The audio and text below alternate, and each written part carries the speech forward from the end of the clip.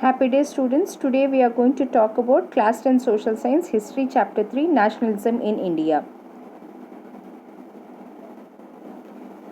In this lesson, first we are going to understand the effects of First World War, Khilafat and non-cooperation movement.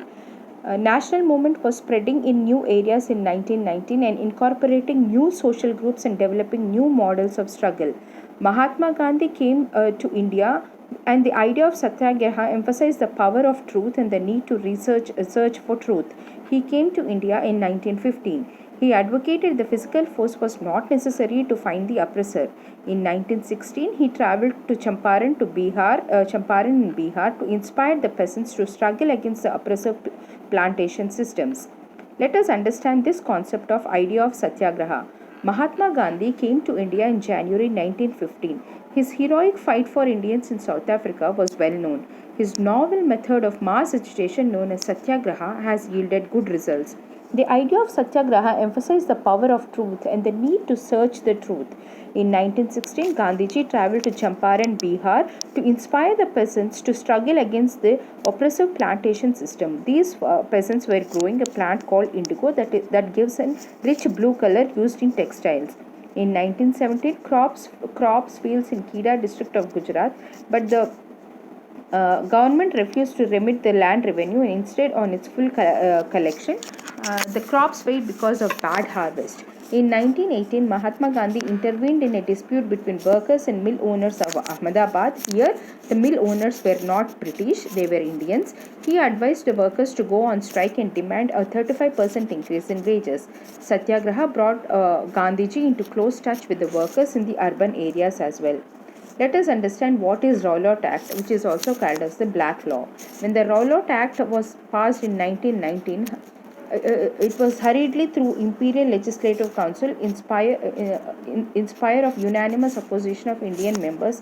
Gandhiji's patience came to an end. Gandhiji wanted non-violent civil disobedience against such unjust laws, which would start with a hartal on 6th April. 6th April 1919 was observed as Satyagraha Day when people all over the country observed fast and hartal. In 1919, the country witnessed a remarkable political awakening in India.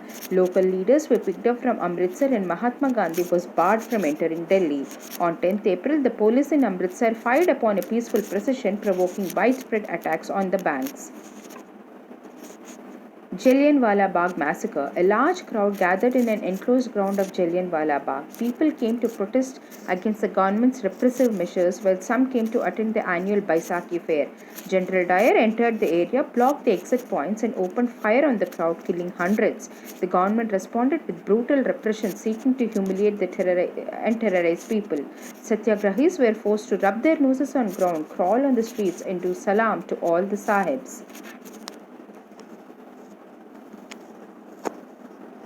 Khilafat movement. Rowlatt Satyagraha had been a widespread movement. It was still limited mostly to cities and towns. Mahatma Gandhi now felt the need to launch a more broad-based movement to India, but he was certain that no such movement could be organized without bringing the Hindus and Muslims close together. The First World War has ended with the defeat of Ottoman Turkey. There were rumors that a harsh peace treaty was going to be imposed on Ottoman Empire, who was the spiritual head Khalifa of the Islamic world. The Muslims of India decided to force Britain to change their Turkish policy. A Khalifa committee was formed under the leadership of Maulana Azad, Ajmal Khan, and Hazrat Mohani. A young generation of Muslim leaders like the brothers Muhammad Ali and Shaukat Ali began discussing with Mahatma Gandhi about the possibility of an united mass action on this issue. This is a collage of Champaran movement and Rowlatt Act and the shooting that happened in Jallianwala Bagh. Different strands within the movement. Rebellion, if you see in the countryside. From the cities, the non-cooperation movement spread to the countrysides. After the war, the struggle of peasants and tribals were developing in different parts of India. One movement here was against talukdars and landlords who demanded from peasants exorbitant high rates and a variety of other cesses. Peasants had to do beggar, that is forced labor. The peasant movement demanded reduction of revenue and abolition of beggar and social boycott of oppressive landlords. Audh Kisan Sabha was set up, headed by Jawaharlal Nehru and others, within a month. Over 300 branches had been set up by villagers. Tribal peasants interpreted the message of Mahatma Gandhi and the idea of Swaraj in yet another way. The colonial government had closed large forest areas, preventing people from entering the forest to graze their cattle or to collect fuel, wood, and fruits. Alluri Sitaramana Raju claimed that he had a variety of special powers. He asserted that India could be liberated only by the use of force.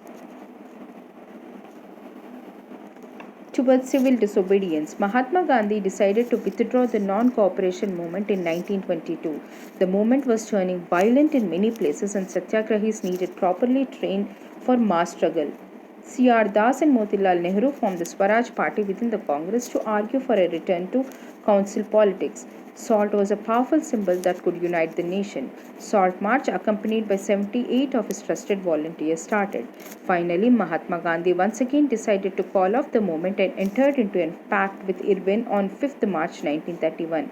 Participants saw the movement in different angles, such as Patedars of Gujarat and Jats of Uttar Pradesh.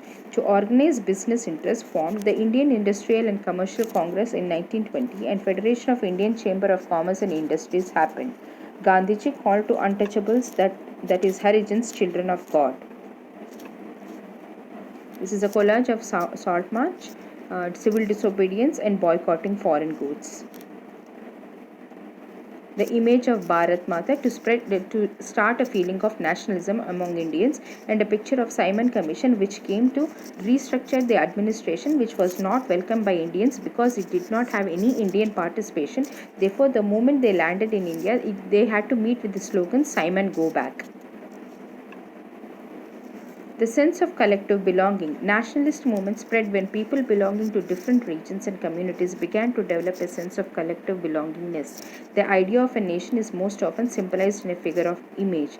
This image of Bharat Mata was first created by Bankim Chandra Chattopadhyay in 1817. During the Swadeshi movement, a tricolor, that is red, green, and yellow flag, was designed in Bengal. It had 8 lotuses representing 8 provinces and a crescent moon representing Hindus and Muslims. Means of creating a feeling of nationalism was through reinterpretation of history. The nationalist writers urged the readers to take pride in India's great achievements in the past and struggles to change the miserable condition of life under British rule. With this, we come to the end of the lesson. Read the content that is given in the textbook. Thank you.